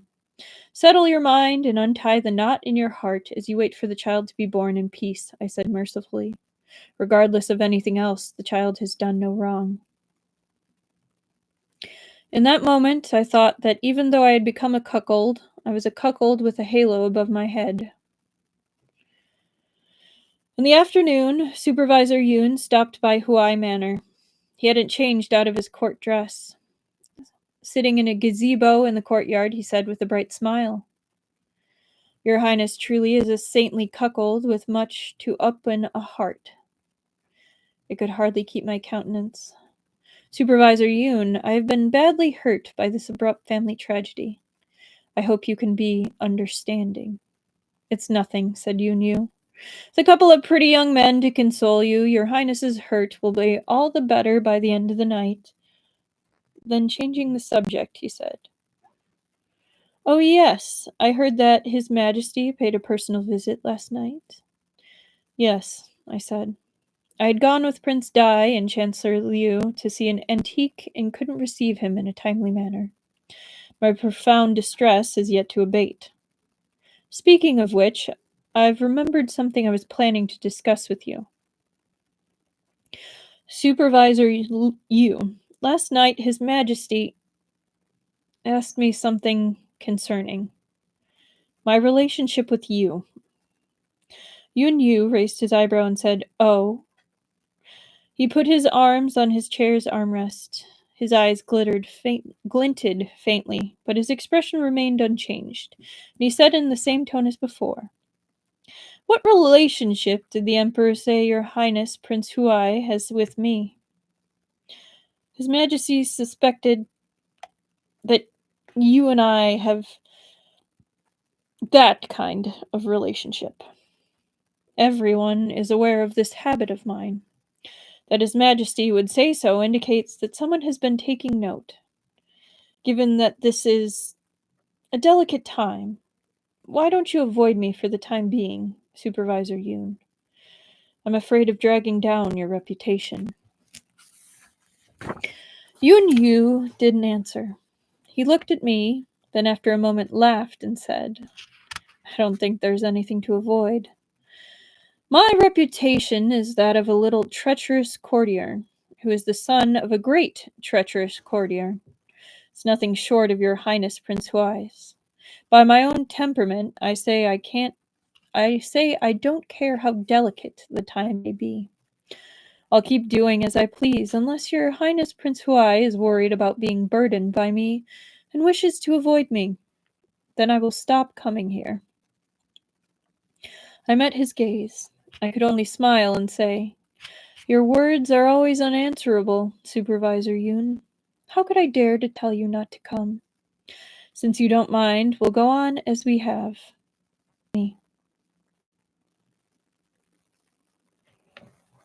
Oh man. Okay, we're back. Don't know why it's like clicking off for like a hot second and then coming back. It's weird. Okay. I'm okay. I'm going to just restart a paragraph. Yu didn't answer. He looked at me, then after a moment laughed and said, I don't think there's anything to avoid. My reputation is that of a little treacherous courtier, who is the son of a great treacherous courtier. It is nothing short of your highness Prince Huai's. By my own temperament, I say I don't care how delicate the time may be. I'll keep doing as I please, unless your highness Prince Huai is worried about being burdened by me and wishes to avoid me. Then I will stop coming here. I met his gaze. I could only smile and say, Your words are always unanswerable, Supervisor Yoon. How could I dare to tell you not to come? Since you don't mind, we'll go on as we have been. For once, Yu didn't add anything. He only stood and looked at some peonies outside the gazebo. Shortly, he turned his head and looked askance at me. Your Majesty, or His Majesty, wasn't wrong. There is a bit of something between your highness and myself. When he said this, my teacup shook in my hands. Supervisor Yoon, I have apologized to you 1,000 times, and now I apologize to you again. I was drunk then and took you for someone else. I hope you will be charitable and let it go. Ooh.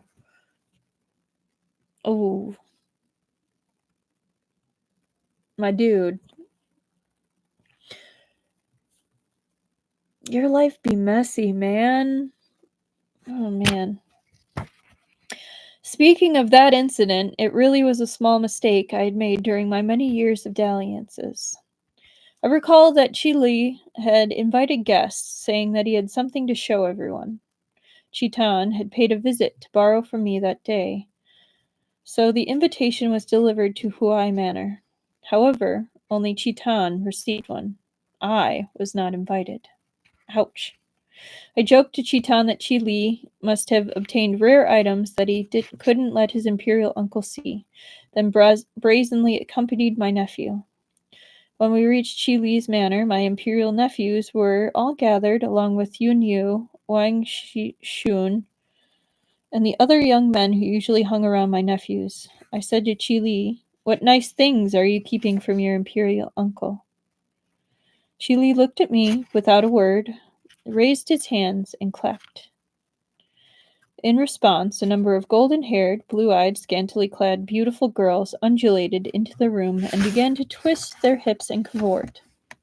Their dance was nothing like the style here in the Midlands, making their breasts bounce as their slitted skirts flew up again and again, exposing their bare thighs. The eyes of my imperial nephews and the other young men were arrested, almost as if they were intoxicated. Couldn't help but sigh. These children had been brought up too strictly. They had too little experience. Chi Li saw my bleak look and said, Imperial Uncle, I think you know why I didn't invite you. Fortunately, Chi Fei knew the proper way of showing respect to an elder. He summoned a number of pretty serving boys to pour wine for me. Unfortunately, most of them were still young. All right, another point for him. He has standards about age. So he's got 2 points. I'll probably forget the point system next time, but got 2 things going for him. Consent, age.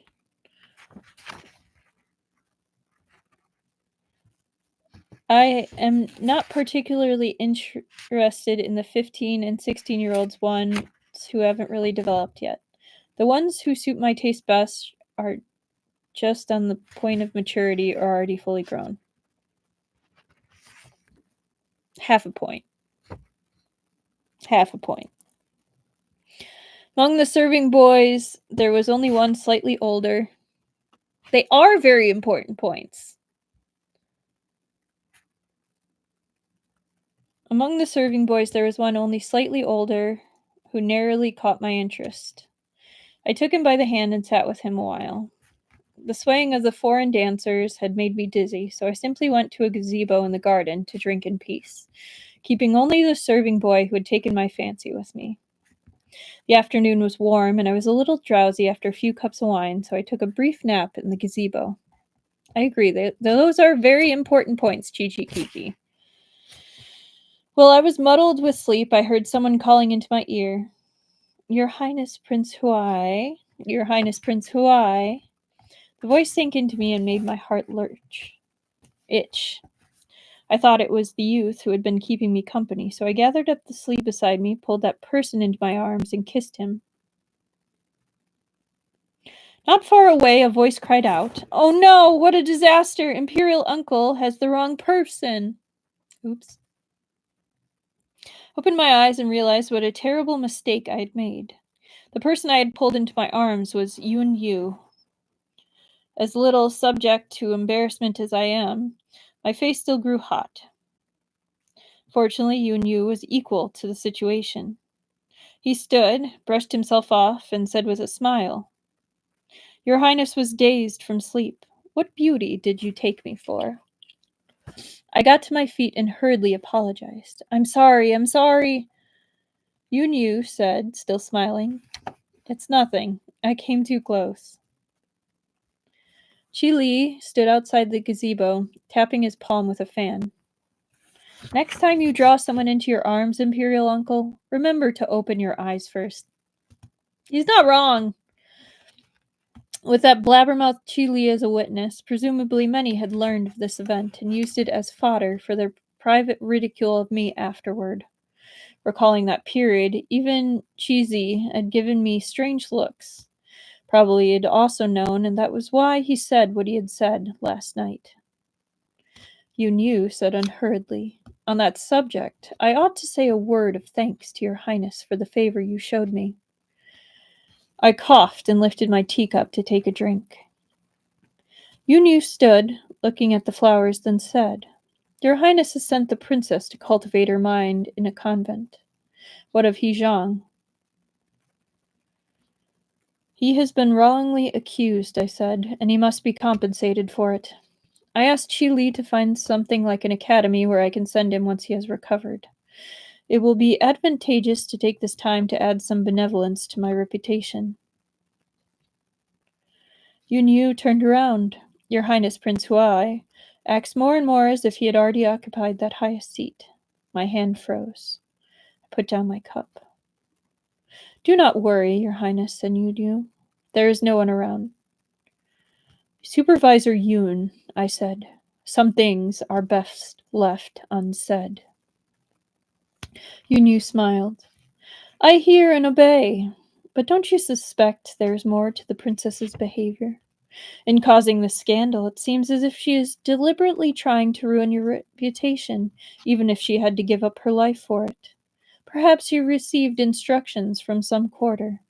As for He Zhang, I am aware," I said. "Still, I will meet all challenges by holding steady." Yun Yu said, "It's getting late. I will take my leave." When he walked up to me, he stopped. In a lower voice, he told me, "The evening of the day after tomorrow at Yuhua Pavilion. Do not fail to come due to misgivings about your reputation, Your Highness. My father and Lord Wang asked me personally to notify you. Also, there is the matter of Liu Tongyi. Your Highness would be wise to keep your distance from him. I am sure some indispensable plan must be motivating Your Highness to approach him, but I think that he is a very difficult character and worry that Your Highness will end up in a thorny predicament." "Yes, I am aware. I will be careful." Yun Yu left then. I sat there, watching his figure retreat into the distance and disappear at the turn of a narrow path. Yun Yu. Useful and accomplished, with his high position and great authority. He was all but unparalleled, like a peony in full bloom. At his age, everything about him was already exceptional. Why did he insist on plotting rebellion with his father? Well, what a place to end it for tonight. My goodness. So I think I kind of like this length. So we're going to stick to more live streams, shorter chapters. Next live stream is going to be just one chapter, but like it's as thick, if not slightly thicker than this chapter. These two chapters put together. And then Thursday is like a mammoth chapter, which I might see about splitting it in half. We'll see. I might restructure this a little bit. Where's this one? But I'm kind of liking how this is broken up. Oh, it's going to be massive no matter what. So yeah, what a start. We have already got a scandal. We already have intrigue. We've got the start of potentially our pairing. Although Yun Yu is, I guess, throwing his card into the ring. His hat into the ring. Not a bad start. What do you guys think? I think it's pretty interesting. So we will be doing our normal good so far. Like, I agree, Chichikiki. We know at least he's got a conscience. So, and I'm excited to see what happens from ours. Me too. We at least got like a little baseline. We got to see a little bit about his character. So, we'll see how it goes. And we will see you guys on Tuesday at 8 CST. I will have the mushroom tattoo, and I will share pictures, and then on Thursday I will have the fox, the kitsune. So it's going to be a week of tattoos. I'll share a picture of the mushroom one, but I'm not going to be like lifting my ankle up to show you that one. The fox one, it will be on my wrist, so I'll happily show that one. But I'm excited about those, so I wanted to share. The dragon one's healing up nicely. It's a little bruised, but he's doing good. So, tattoo update. Yes. But anyway, have a good rest of your evening, everyone, both here and who listen later. Thank you for listening later. I hope you enjoyed it too. Yeah. Any questions, feel free to comment. I could do the YouTube thing where it's like, comment, and subscribe. You don't have to. You can if you want to. I always enjoy when people make little comments, but I'm easy. I'm chill. Oh, I forgot to mention the chill stream. I knew I forgot something at the beginning. If you haven't noticed by now, this is a pretty chill stream. I will be commenting to the side and throwing in my own comments, answering chat and the like. So, not your flavor. Maybe stay and see if it is. If not, all good.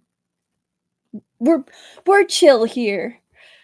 But yeah. Good night, everybody.